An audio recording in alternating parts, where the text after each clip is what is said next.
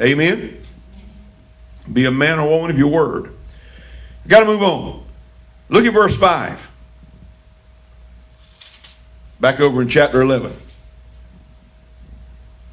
And the Lord came down.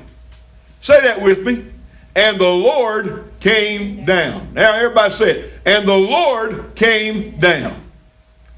That's a very significant statement. The Lord came down. The coming down is significant and it's sarcastic at the same time. It's very significant and it's very sarcastic. God was already aware of the program. God already knew what was going on. But being the righteous judge, of course, that he is, he decided he'd examine it more closely. So God came down, it says. Listen, when God comes down, again, you've heard me say before that if God calls your name twice in the Bible, it's either real good or real bad. Well, the same thing with God coming down. If God comes down, it's either real good or it ain't so good. And in this case, it wasn't too good. And so God came down. He wanted to get a little closer look. No matter how high their tower was, he still comes down. And the most magnificent efforts of men were still puny in God's eyes. I don't care what kind of greatness man aspires to. I don't care what he thinks is so wonderful, just like this Arch of Baal and everything. They just oohed and awed and clapped and celebrated all that mess. Listen, that is puny in the sight of God. So God comes down. And then verse 6 says, and the Lord said, behold, the people is one, and they have all one language, and this they begin to do, and now nothing will be restrained from them which have imagined to do so. Now, you know what? In our culture, that would be a positive statement. That sounds real positive. Aren't we always talking about be encouraging our children? And always trying to be positive with our children, always encouraging them to go for the gusto and always encouraging them to give it their best shot. And there's nothing wrong with any of that. When it's said in the right attitude and right spirit, nothing wrong with any of that.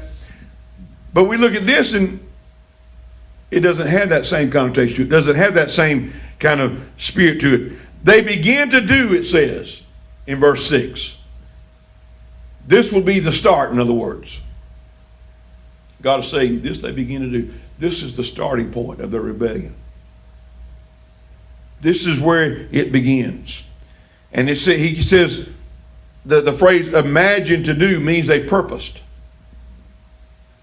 The things they imagine. Well, you remember back earlier where it says that God saw that even the imaginations of the thoughts and intents of man's heart was only evil continually.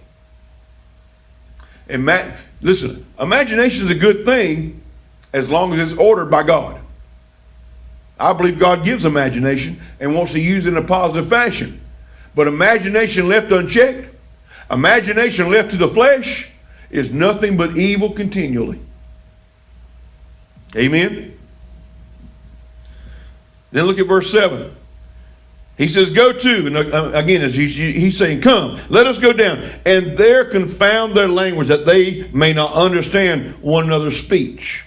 Because, see, we think, well, the people were together. They were working together. They were unified. But what were they working together for? What were they trying to be unified for? Noah's descendants reverted quickly to pagan ways almost immediately after the flood. They reverted quickly to pagan ways. So the Lord decided to confuse their language and then scatter them. Listen, what they intended, what these people intended, as I'm trying to keep Sister Hazel's card from falling off the thing here. What these people intended was a monument to human effort that would become a symbol of divine judgment on human pride and self-rule. These people intended something to become a monument of human effort. And so God says, let us go down, verse 7. Now, let us, again, you see the markings of the Trinity there. You see the essence of the Trinity. When God says, let us go down. Let us go down. The plural doesn't refer to angels, but it's, of course, the plural of majesty, the plural of the Trinity. Then verse 8 says, so the Lord scattered them abroad from thence upon the face of all the earth, and they left off to build the city, or they laid that aside. They forgot about that. The Lord scattered them. what men will not do willingly. Understand this. What men will not do willingly, God forces them to do as a result of judgment. And today there are more than 3,000 languages and dialects because of the rebellion of man. The result of this is confusion. Verse 9 says, therefore is the name of it called Babel, because the Lord did there confound the language of all the earth. And from thence did the Lord scatter them abroad upon the face of all the earth. So, what men will do unwillingly, God, one way or the other, God's going to work about his will. You can believe that. When it is a divine function or divine purpose or function or a divine mandate, that's the word I'm looking for. When it's a divine mandate, doesn't matter how rebellious man gets, God's going to get it performed one way or the other. It is going to take place. It is going to happen one way or the other.